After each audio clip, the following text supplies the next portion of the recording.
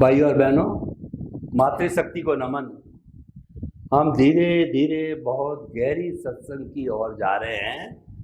हम जो है अपना आप को भावित करते हुए अपने निज स्वरूप के करीब पहुंचने को जा रहे हैं, अपने गंतव्य को पहुंचने जा रहे हैं। और जब देखते हैं कि रास्ता लंबा होता है और रास्ते के अंदर प्रोत्साहित करने वाला कोई भी ज्ञानी पुरुष साथ में होता तो रास्ता वो छोटा हो जाता है। तो ये हमारा निज पहचान का रास्ता जो है हमें बराबर मिलता जा रहा है, क्योंकि अनुभवी ज्ञानी पुरुष जो कि सिद्धांत पर बात करते हैं, सनातन सत्य पर बात करते हैं, जो कि कुदरती रचना और कुदरत के कानून पर आधारित होता है।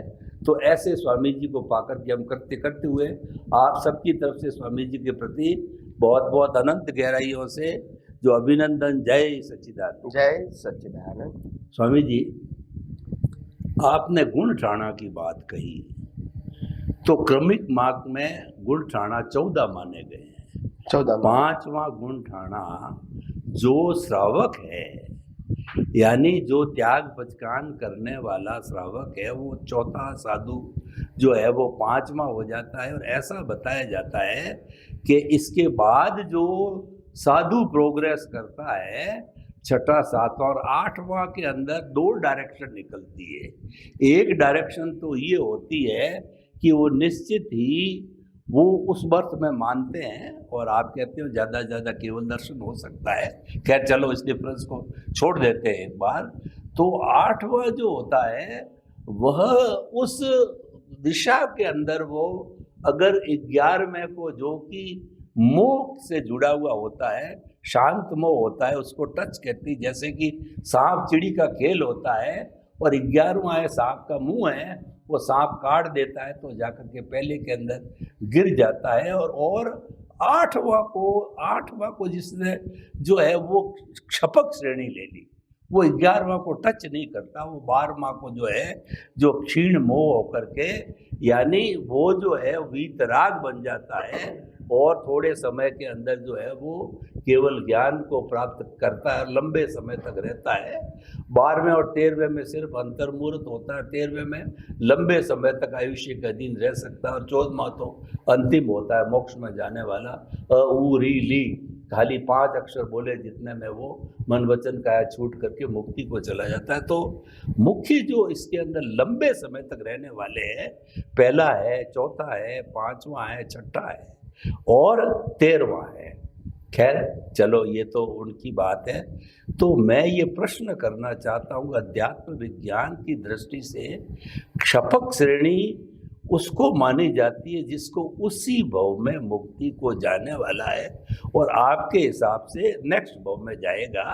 वो अंतिम पुरुषार्थ केवल दर्शन है, ये बात आएगी आगे, वो पहले ही मैं स्वीकार कर लेता हूँ, क्योंकि अपन ने बहुत गहरे डिस्कशन किए हैं पहले भी।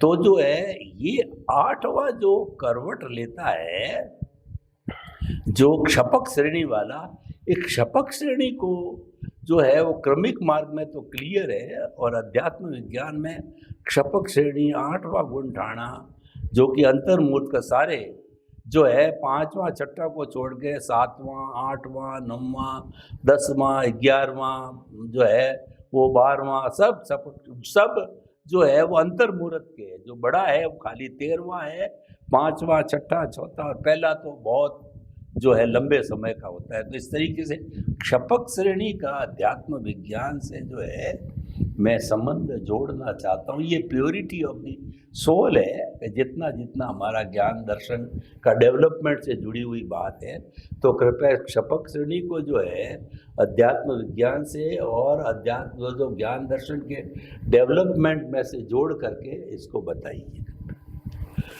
प्रश्न के लिए धन्यवाद। हमारे आध्यात्म के मार्ग के अंदर जिस प्रकार से डेवलपमेंट की बात गुंठाना के जैन धर्म के गुंठाना के रूप में बताई गई है, इसमें आपने कहा कि क्रमिक मार्ग के अंदर चौथा गुंठाना, 6ठा गुंठाना, 5वां, चौथा 5वां, छठा, चौथा, पांचवा, छठा छठा और और 12वां, 13वां, 13वां। गुंठाना लंबा होता है। सबसे लंबा तो पहला, हाँ। और बाकी ये भी लंबे ही है, मतलब ज्यादा समय तक, बाकी सब अंतर्मुहूर्त है। तो अध्यात्म विज्ञान उसके बारे में क्या कहता है? तो सबसे पहली बात ये है, क्षपक श्रेणी वो खास तौर से हाँ जो उत्थान है, हाँ, तो निश्चित होता है मोक्ष जाएगा। तो कहने का मतलब ये है कि आध्यात्म विज्ञान में चौथे गुंठाने को हम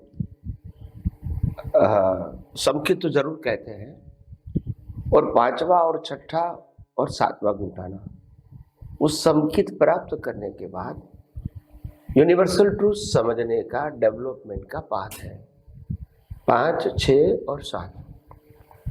जैन धर्म में छठा गुंठाना में साधु अवस्था या ब्रह्मचर्य की बात कही है, मगर हम इसको साइड में रखते हैं। अभी चौथे गुंठाना के अंदर समखित प्राप्त करने के बाद 5, 6, 7 ये विज्ञान को चौतरफ से समझने का गुंठाना है। जिस जिस लेवल पे आपने समझ लिया सनातन सत्य को, ये आपको एक लेवल मिल गया, फिर आगे समझा लेवल मिला, फिर आगे समझा एक लेवल मिला, तो समझ में आ गया वो एक लेवल है। तो समझ में आना वो फर्स्ट स्टेप है। समझ में आया वो अनुभव में आया ऐसा नहीं बोल सकते। तो 5, 6, 7 तो आध्यात्मिक डेवलपमेंट को समझने का मार्ग है, और 7 के अंदर सब समझ में आ गया, और सब समझ में आने के बाद आप पूरे विज्ञान को आप अप्लाई करते हो 8, 9, 10 और 11 में। इस स्टेप है। जैसे जैसे आप संपूर्ण विज्ञान को उपयोग करते हैं अवस्था में, तो आपकी परिणति बढ़ जाती है। शपथ श्रेणी 5, 7 से फिर 8, 9, 10, 11 जाती है, फिर वापिस आके 8 में आ जाती है। वो लंबे टिकती नहीं है। तो ये जो मार्ग है वो बाधा काल का मार्ग है, और बाधा काल का मार्ग के अंदर बहुत सारे समर्थ पुरुष भी ये शपथ श्रेणी के मार्ग में, यानी 12 गुंठानवे को यहाँ आध्यात्म विज्ञान में केवल दर्शन बोलते हैं। तो केवल दर्शन होने से पहले आध्यात्म विज्ञान में क्योंकि समझ है मगर अनुभव नहीं है, इसीलिए वो कर्म बंद कर सकता है, और कर्म बंद करने के बाद अगर वो 11 क्रॉस करके 12 में चला जाता है तो अभी केवल दर्शन तो हो गया, मगर 11वें तक वो कर्म बांध सकता है और कर्मों की भुगतान भी उनको करनी पड़ती है। मगर ये कर्म बंध जो होगा वो मनुष्य भव के अलावा भव का होगा। जैसे पशुओं ने भी हो सकती है, देवलोक भी हो सकती है, नरकलोक भी हो सकती है। मगर 12वें गुंठाने के बाद एक ही मनुष्य भव बाकी रहता है। तो 12वें गुंठाने आने से पहले जो कुछ भी कर्म बंद हुआ 8 से 11 तक, सपक श्रेणी का मतलब होता है अप्स एंड डाउन। ऐसा नहीं जाता है, डाउन भी आता है, मगर कब कहाँ स्टॉप हो जाता है? 7 पे। यानी समझ तो पूरी है, एप्लीकेशन में हम फेल हो गए। 48 मिनट की जागृति रहनी चाहिए, उसमें से 5, 10, 15, 20, 25, 30, 35, 45 मिनट तक रही, फिर विक्षेप आ गया, फिर हम आ गए 7वें ऊपर।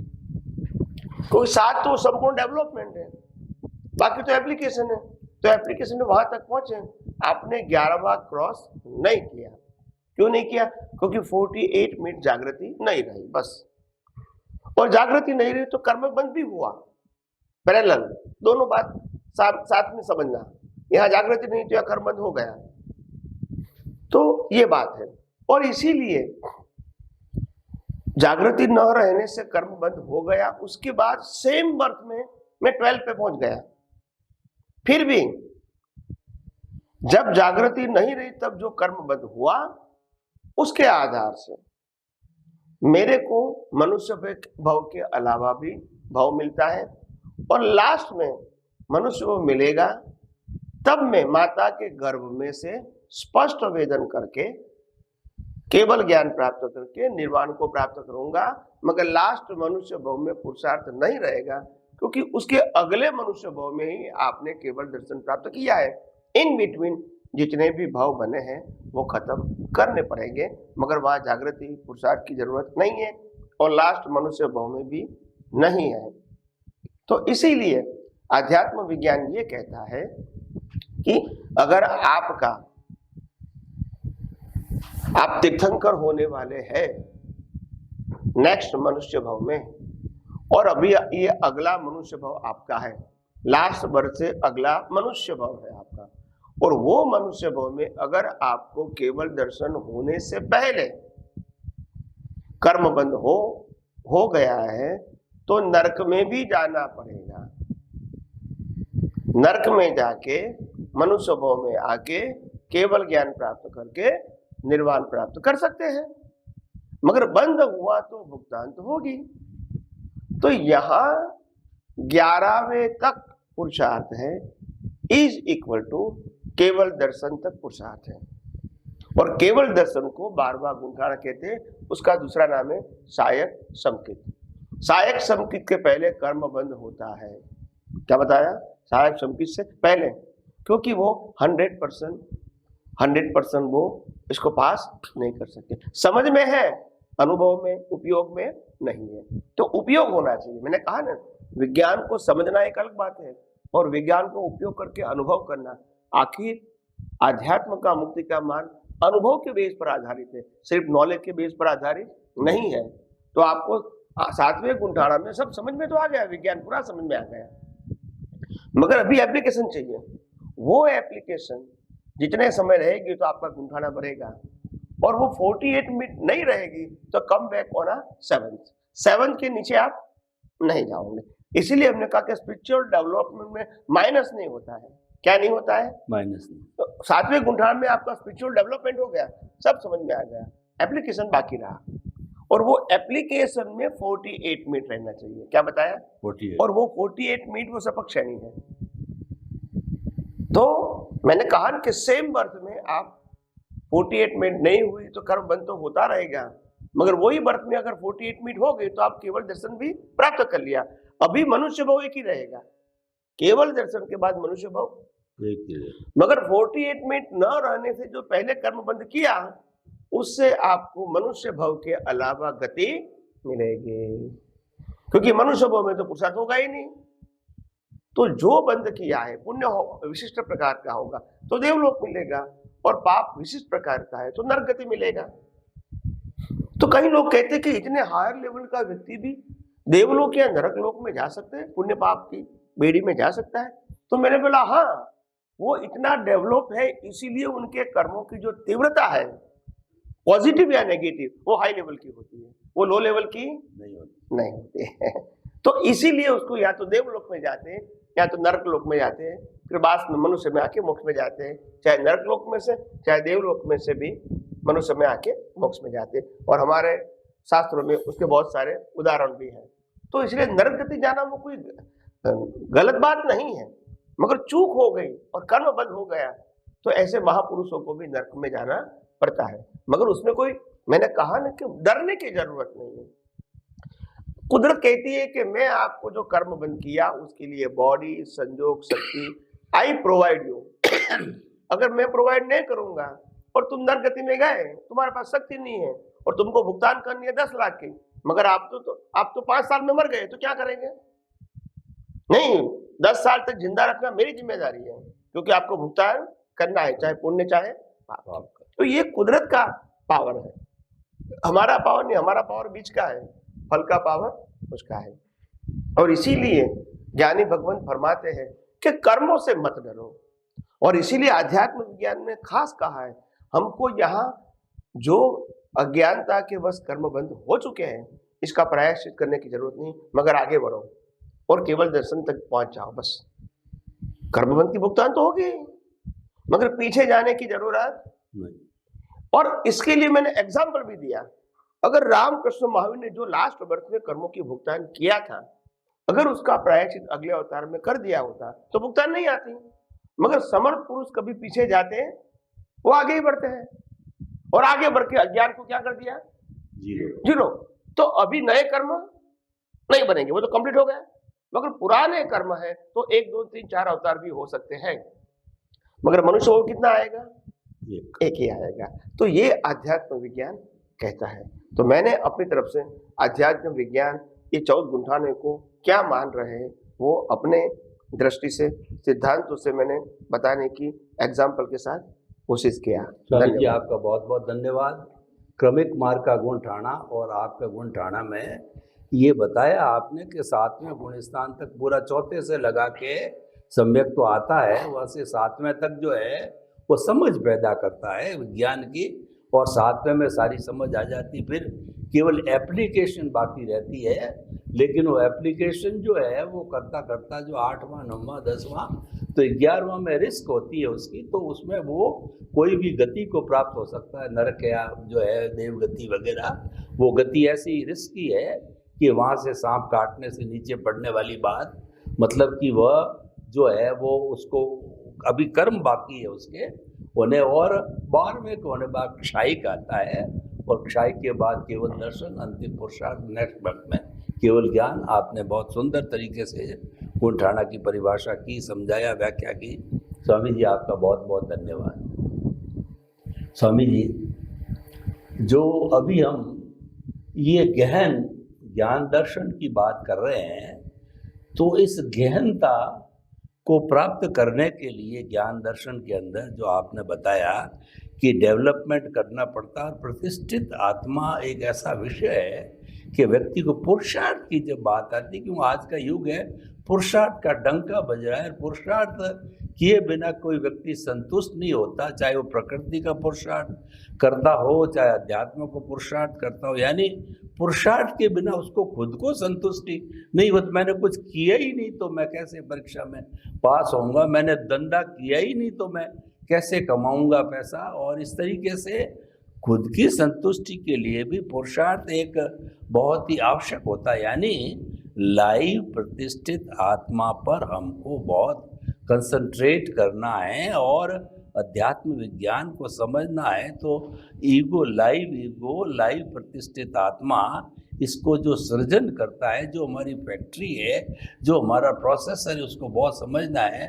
तो इसी पर ही मैं प्रश्न करना चाहूँगा कि कृपया जो आपने प्रोसेसर बताया कि मन बुद्धि चित्त अहंकार है, ये सारा जुड़ा हुआ रहता है, हमारा जो लाइव ईगो को प्रतिष्ठित आत्मा से जुड़ा हुआ रहता है, और ये सारे फंक्शन करते हैं। उसके अंदर पूरा वर्तमान का ज्ञान दर्शन वगैरह पूरा सिस्टम जो है हमारा, जैसे लोकसभा विधानसभा होती है, तो वो मुख्य हमारी लाइव प्रतिष्ठित आत्मा है, वही सब नियम बनाती है, कानून बना, मतलब जो उसका जो पुरुषार्थ का जो इकट्ठा करती है। तो कृपया थोड़ा सा और गहराई से जो है लाइव प्रतिष्ठित आत्मा और प्रोसेसर को आप बताइए, ताकि हमारे श्रोताओं को ये चीज़ ज़्यादा से ज़्यादा बताने की है। क्योंकि फैक्ट्री में ही प्रोडक्शन हो रहा है, तो फैक्ट्री को नहीं समझेंगे तो फिर हमारा सृजन का मुख्य काम, क्यों डिस्चार्ज में तो हमको कुछ करना ही नहीं है, वो तो ऑटो मोड से हो रहा है, चलता रहेगा, होता रहेगा। हमको सृजन में केयरफुल रहना है। तो कृपया इसको और ज़्यादा लाइव ईगो प्रतिष्ठित आत्मा प्रोसेसर को और थोड़ा गहराई से समझाइए। प्रश्न के लिए धन्यवाद। देखो, सबसे बड़ी बात ये अध्यात्म विज्ञान में क्या होती है कि आपने कहा कि ये प्रोसेसर, उसमें लाइव भाग है और दूसरी जो है मैकेनिकल, वो डिस्चार्ज है। तो दोनों को हम डिफाइन कैसे करें पहले, क्योंकि दोनों एक्टिव लगता है, हालांकि एक्टिव एक ही है, मगर ये डिस्चार्ज के रूप में एक्टिव लगता है और ये चार्ज के रूप में एक्टिव है, मगर दोनों में प्रोसेस तो होती है। तो हम कैसे आइडेंटिफाई करें कि ये लाइव है और ये मैकेनिकल है। एक का शूटिंग हो रहा है और एक प्ले हो रहा है, दोनों को हम कैसे आइडेंटिफाई करें, क्योंकि दोनों, यहाँ डिस्चार्ज प्ले होता है तो वो भी तो एक्टिव दिखता है, और यहाँ रिकॉर्डिंग होता है वो भी एक्टिव दिखता है। तो हम दोनों को डिफाइन कैसे करें अपनी सामान्य बुद्धि से? तो इंपॉर्टेंट बात यह है कि मैकेनिकल भाग जो होता है, वो मैकेनिकल भाग होता है, उसमें जो कुछ रिकॉर्ड है वो रिकॉर्ड ही प्ले होता है। लाइव भाग में रिकॉर्ड नहीं है, आप नई रिकॉर्ड बनाते हैं, तो आपको इन्वॉल्व होना पड़ता है, क्योंकि आप लाइव है, लाइव ईगो लाइव है, आप समझे? तो इसीलिए जब आप लाइव हैं और आप जुड़ जाते हैं तो नया कर्म बनेगा, और नहीं जुड़ जाते हैं तो कर्म की संवर पूर्वक निर्जरा हो जाती है। तो इंपॉर्टेंट बात है कि हम इसको आइडेंटिफाई कैसे करें। तो कि जो लाइव भाग होता है वो कैसा होता है, जैसे हमारा आज बैंक अकाउंट है और बैंक अकाउंट के अंदर आज डिजिटल सिस्टम्स है, क्रेडिट एंड डेबिट। वो क्रेडिट एंड डेबिट को ऑपरेट करने वाला जो क्लार्क होता है वो कोई भी अकाउंट देख सकता है, इसमें प्लस होता है माइनस होता है, मगर इसको इफेक्ट नहीं होती है, तो मैकेनिकल जॉब करता है, इज अ क्लरिकल जॉब या मैकेनिकल जॉब। मगर जो अकाउंट का मालिक है उनको क्रेडिट और डेबिट की असर होती है। तो लाइव कौन है? मालिक। और देखने वाला कौन है? क्लर्क है। तो यहां डिस्चार्ज भागनो देखने वाला जो डिस्चार्ज अंतस्करण है वो क्लर्क है, और अगर लाइव भाग जुड़ जाता है तो इनको इफेक्ट होती है, और अगर लाइव भाग डिस्चार्ज भाग को कुदरती रचना देखते हैं तो कोई असर नहीं होती। सेठ और मुनीम हो गया अभी आप समझे या? तो कहने का मतलब एक मैकेनिकल पार्ट है और एक लाइव पार्ट है। तो मैकेनिकल पार्ट को जो इफेक्ट होती है वो देखने जानने की इफेक्ट होती है, क्योंकि वो कुछ कर नहीं सकते और लाइव भी नहीं है, आप समझे ना? तो ये जो लाइव भाग है वो जब जुड़ जाता है तो उसको प्लस एंड माइनस जो डिस्चार्ज है उनके भी असर इनको होती है, और तभी वो नया राग द्वेष करते हैं। तो इसीलिए हम कहते हैं कि नया राग द्वेष तब होता है जब लाइव भाग जुड़ जाता है। तो इसीलिए हमारी जागृति ये रखनी है कि मन वचन काया के कोई भी संजोग और डिस्चार्ज प्रोसेसर में इफेक्ट होती है कोई पर संजोग, अगर आप मैकेनिकल इज इक्वल टू कुदरती रचना देख सकते हैं तो लाइव भाग कोई नया कर्म चार्ज नहीं करेगा, और वही लाइव भाग का सही पुरुषार्थ है। तो आइए हम आगे और भी आध्यात्म विज्ञान में बात करते रहेंगे। स्वामी जी, ये जो लाइव ईगो की बात अभी पूरी हुई नहीं है, हम इसको नेक्स्ट में और लेंगे क्लियर करने के लिए, क्योंकि बहुत इंपॉर्टेंट है, पुरुषार्थ से जुड़ा हुआ है, सृजन से जुड़ा हुआ है, हमारे जीवन से जुड़ा हुआ है और हमारे प्रोग्रेस से जुड़ा हुआ है। तो ये हमारा एपिसोड यही संपन्न हो रहा है।